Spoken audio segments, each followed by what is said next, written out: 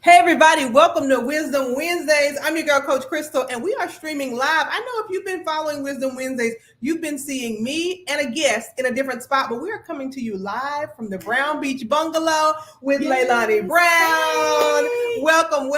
Listen, if you're new to this channel or you're new to this particular event that we host, I'm Coach Crystal, the Chief Visioning Officer of Steps and Stages Coaching, and I want to welcome you into our community the same way I welcome clients in every week with our mantra that just says, a lot of things happen before this, and I guarantee a lot of things are going to happen after this, but I promise to be here with you now. Please be here with us now.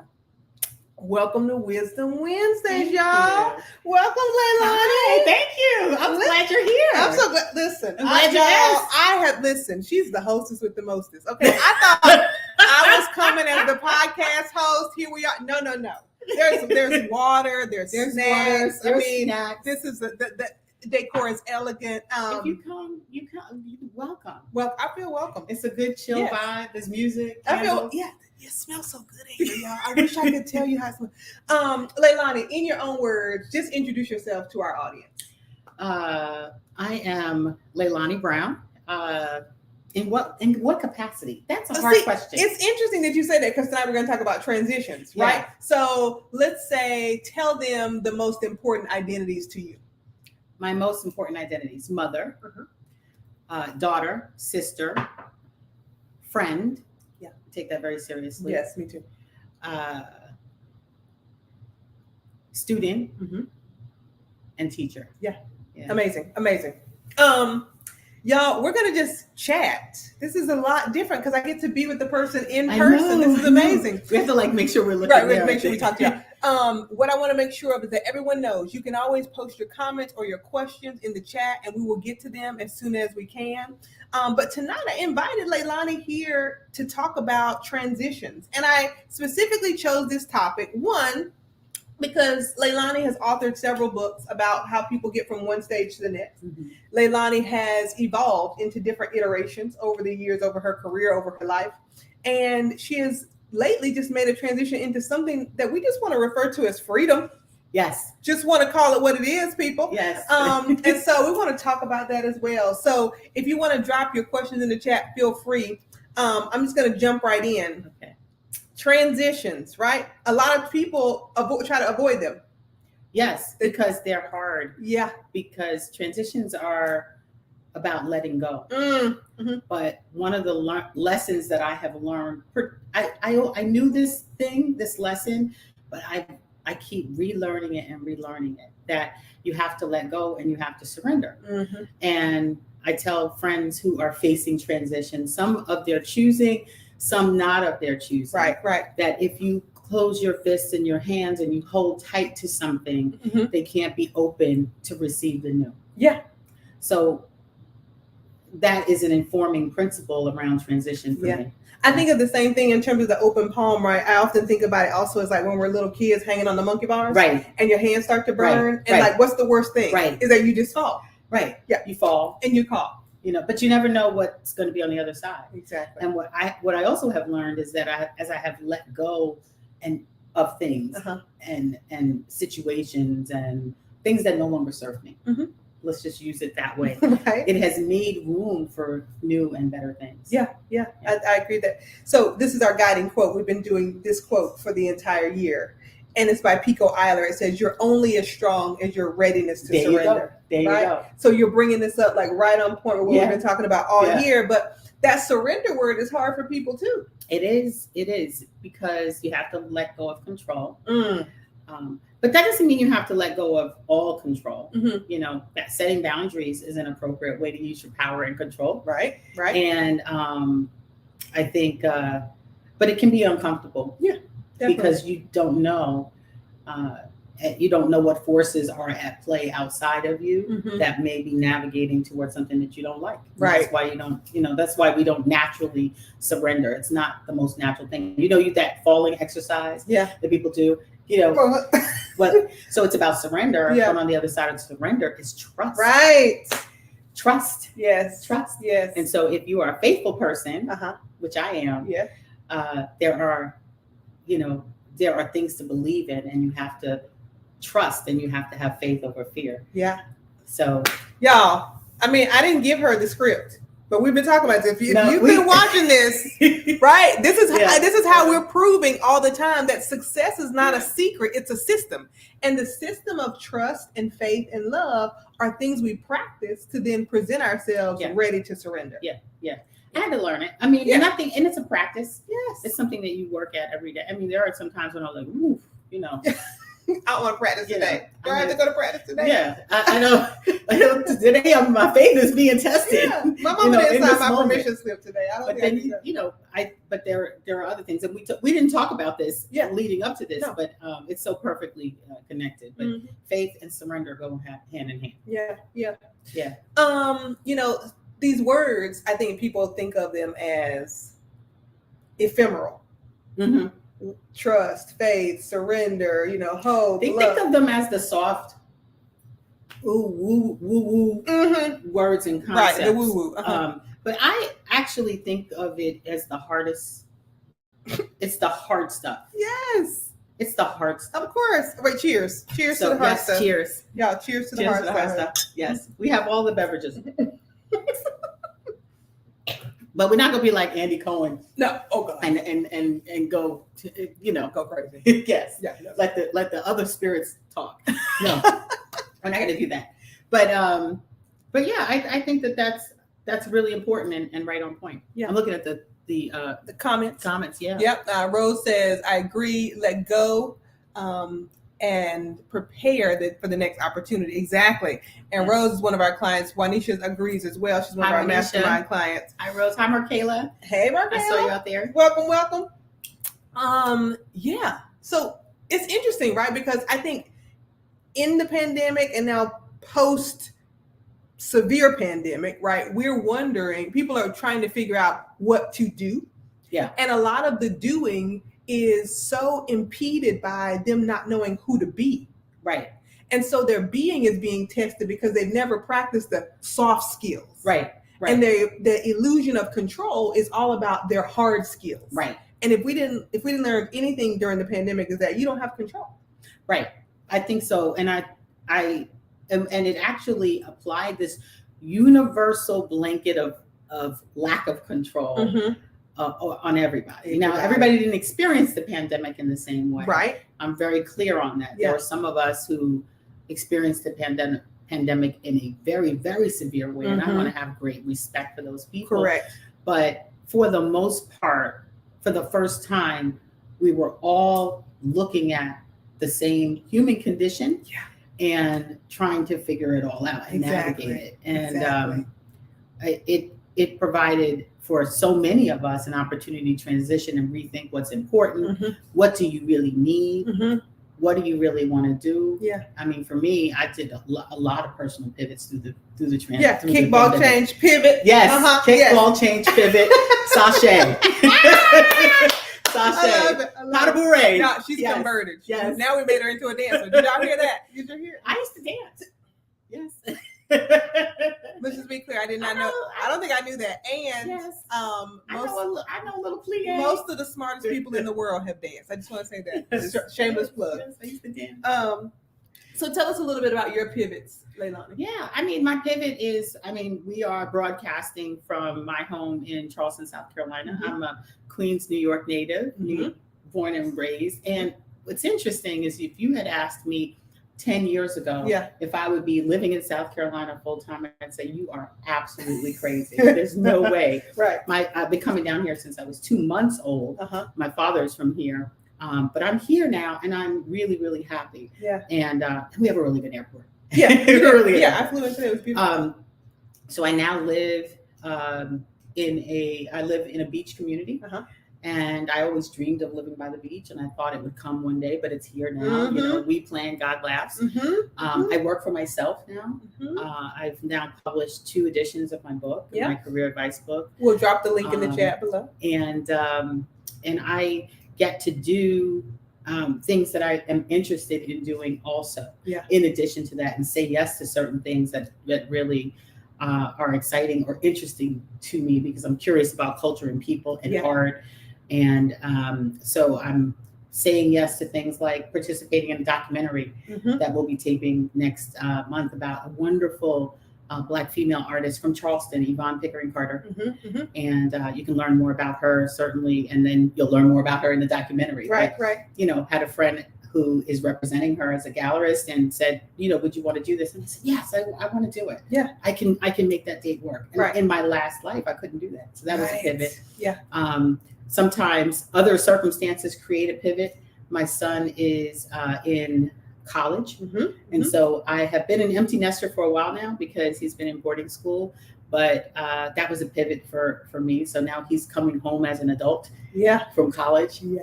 That's something. That's different. That's different. That's weird. That's real different. I have a great relationship with my parents and my sister and my extended family and friends. And we are very intentional about spending time with each other. Yeah. I turned 50 last August. Okay, one more cheers. Ooh, yes. Cheers to 50 I'm still celebrating it. Okay. It's great. And there's something very liberating about that. Yeah. I'm writing more. I'm in a little bit of a creative sprint right now, just personally. Yeah. Sharing my art with myself. Yes. You know, I'm loving music. So lots of transitions. I was married for 22 years. I am no longer married. Yeah. And she's cute. Hey. Just to be clear. Hey.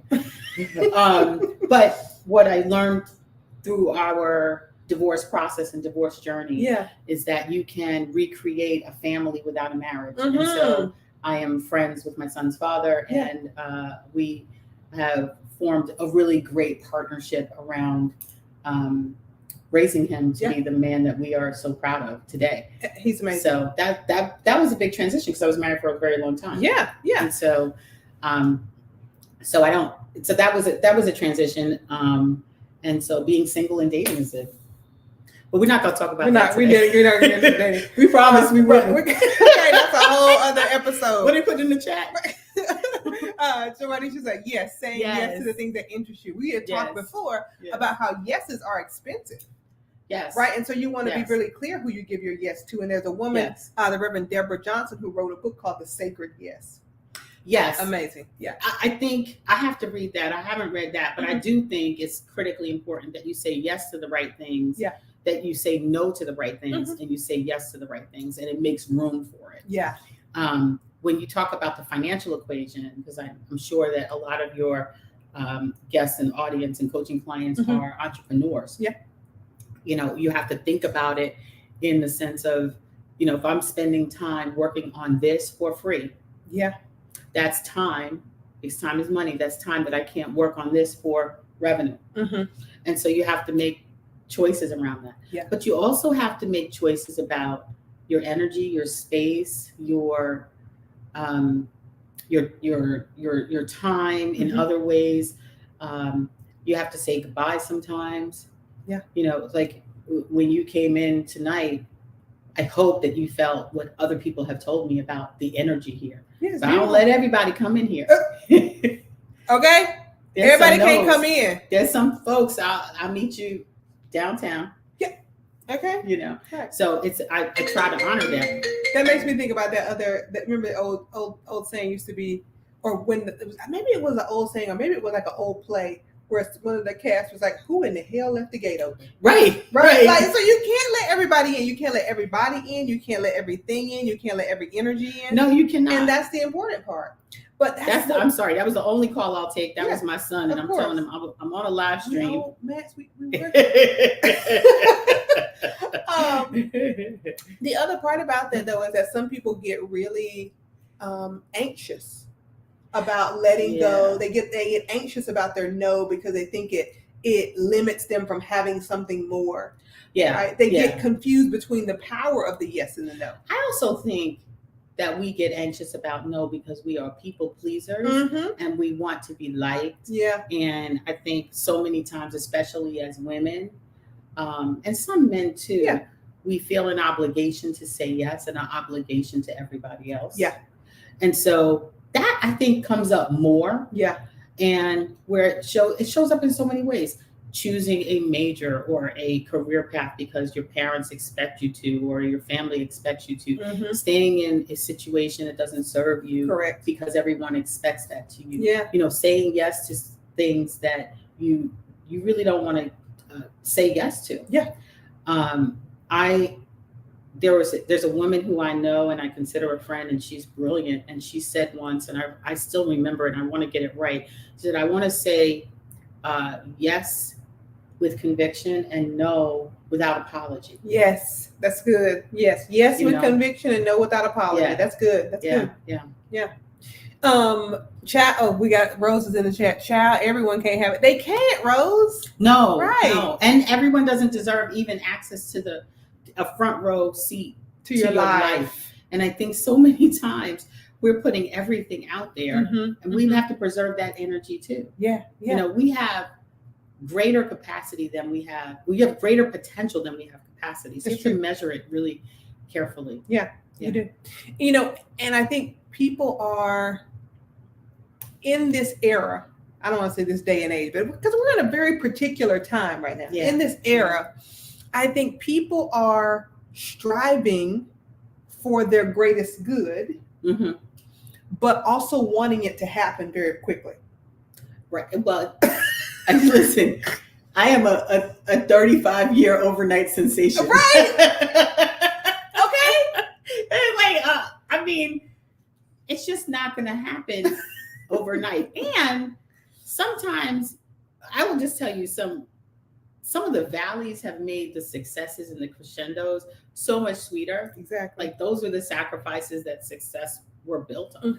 And I could look back and have perspective. Yeah. That is the benefit of the rough time, to have the perspective and say, ooh, I may not be where I want to be, but I'm not where I was. Right. And that's great. Like, that's why I'm grateful all the time, because I just, I don't have everything, but I have a lot. Yeah.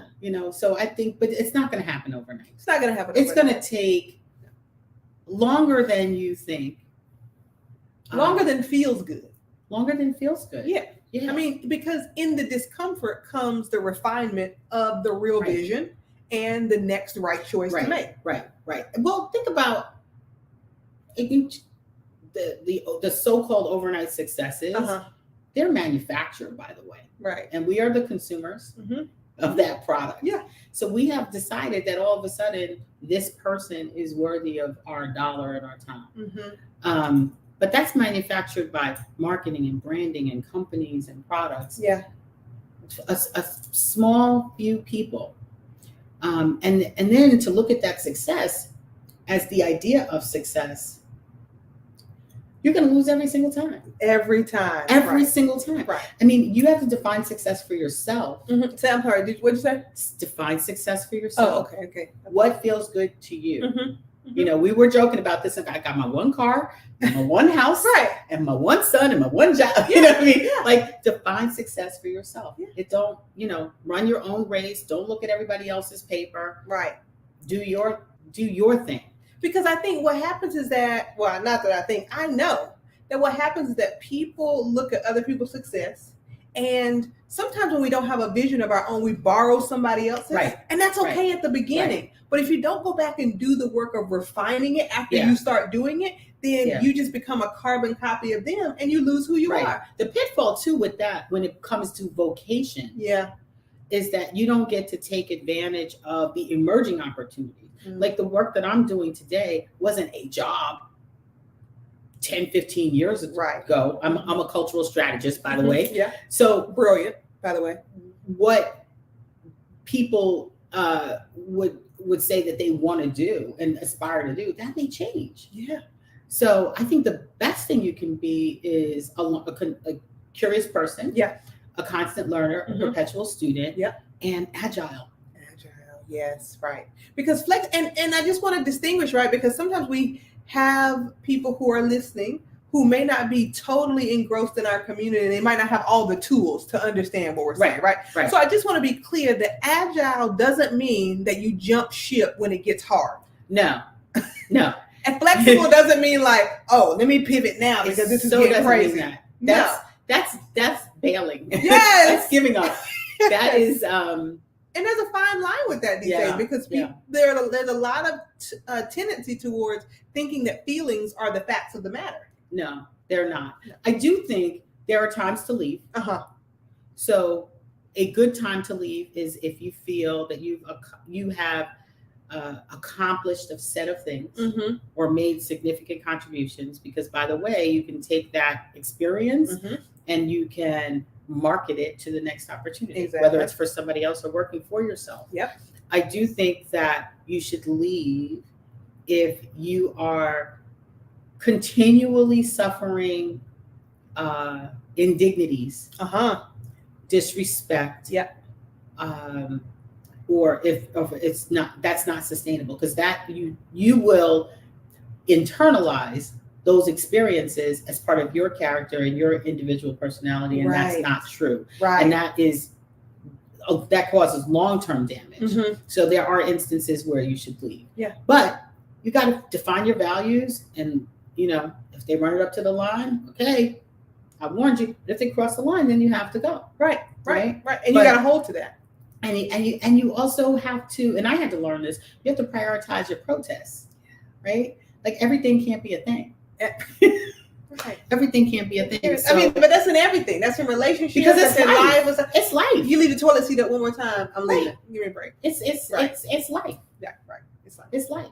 So there's some degree of compromise and flexibility in that way, but you have to have your set of values. But I don't believe in leaving in terms of leaving. Mm-hmm. Just for the sake of leaving. Right.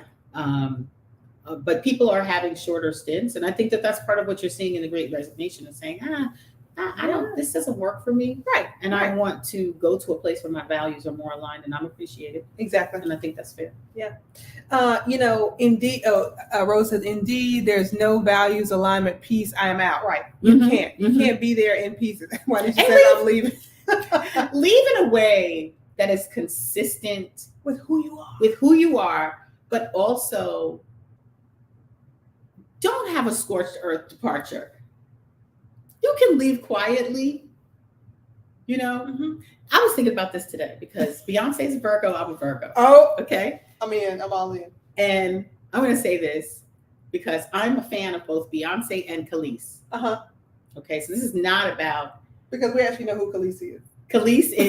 Khalees is an artist that Beyonce allegedly on her new album sampled one of her records.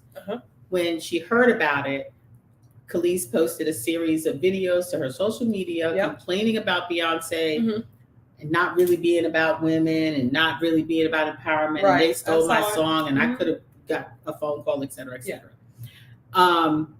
But my point in bringing this up, because I follow both of them and I like them both. Right. But my point on this is that what Beyonce did was say, okay, I'm just going to remove the credits and recut the song, and it's not in there anymore. And she didn't speak anything about it, and she was focused on her thing. So she left the drama of that situation right where it is. Right where it was.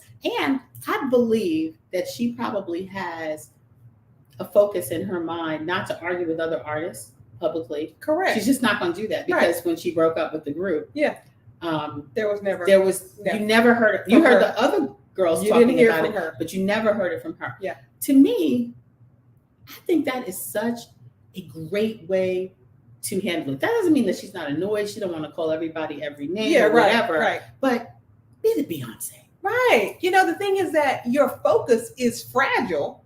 And the more times you let people distracted, it's over. Yes, just move forward. Like Beyonce, right? Like keep your mind when in doubt on you. What would Beyonce do?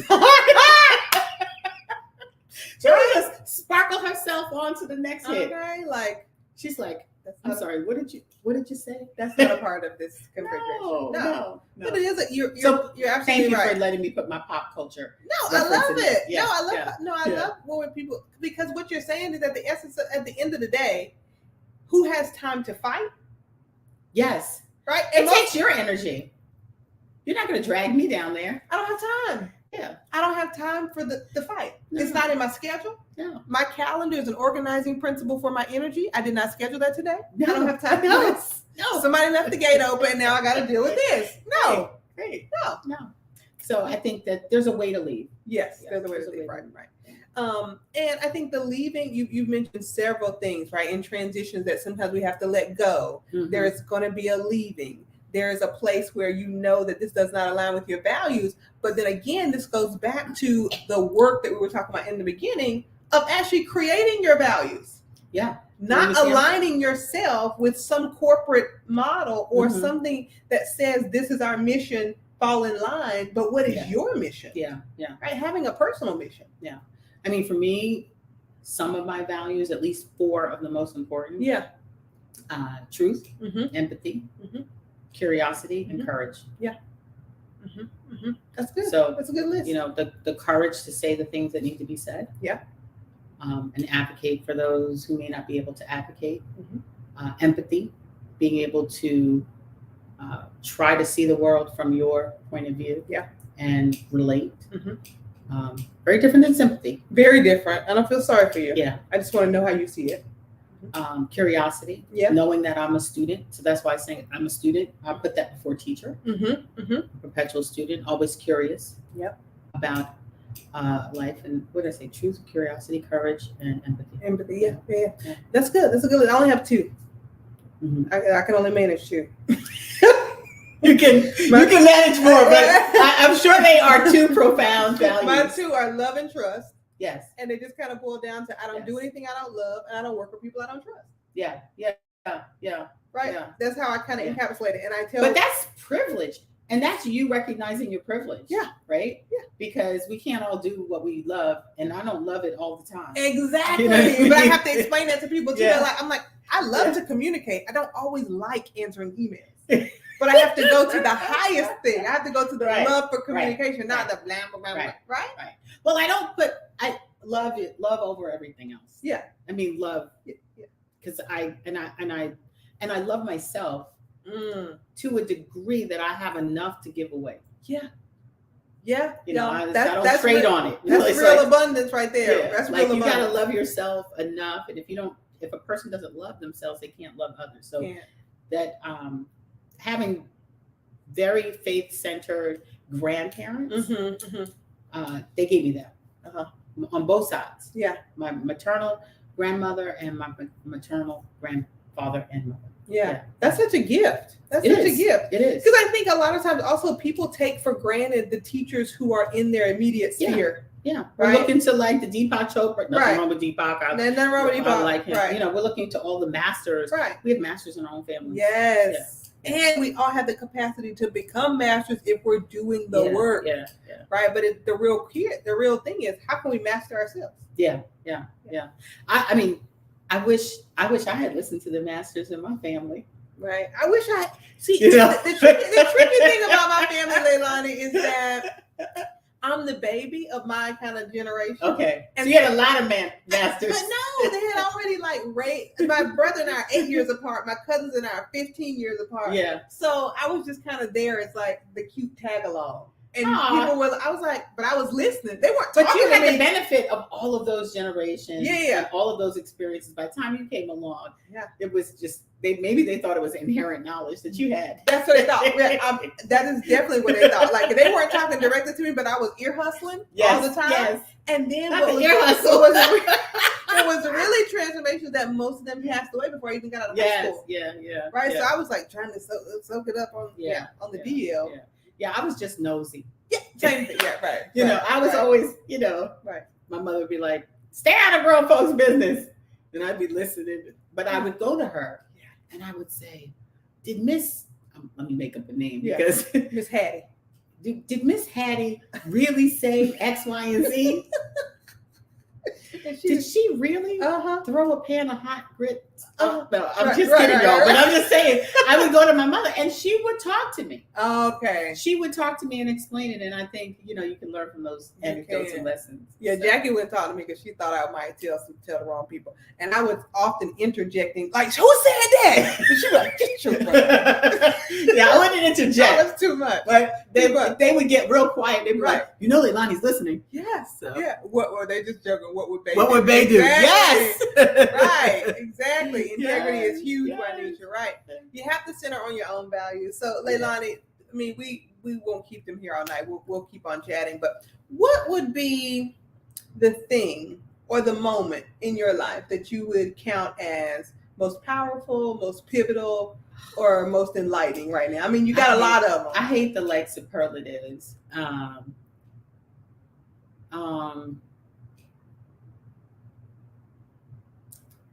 Well, one of the big moments, I hope my son's not watching because I don't want to prompt him to do this inauthentically, but him saying to me, "Mom, I'm proud of you."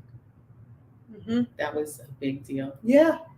And my parents saying, "I'm proud of you," because they're not really effusive, right? They're not like, "Oh, that was so good." Love you. They're not those people, but they'll say, "That's very good."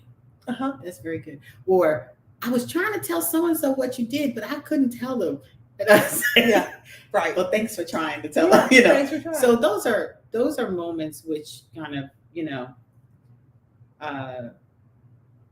make me just very grateful and well up and things like that. I mean, there are some achievements and things, but I don't know that I have had more moments like that.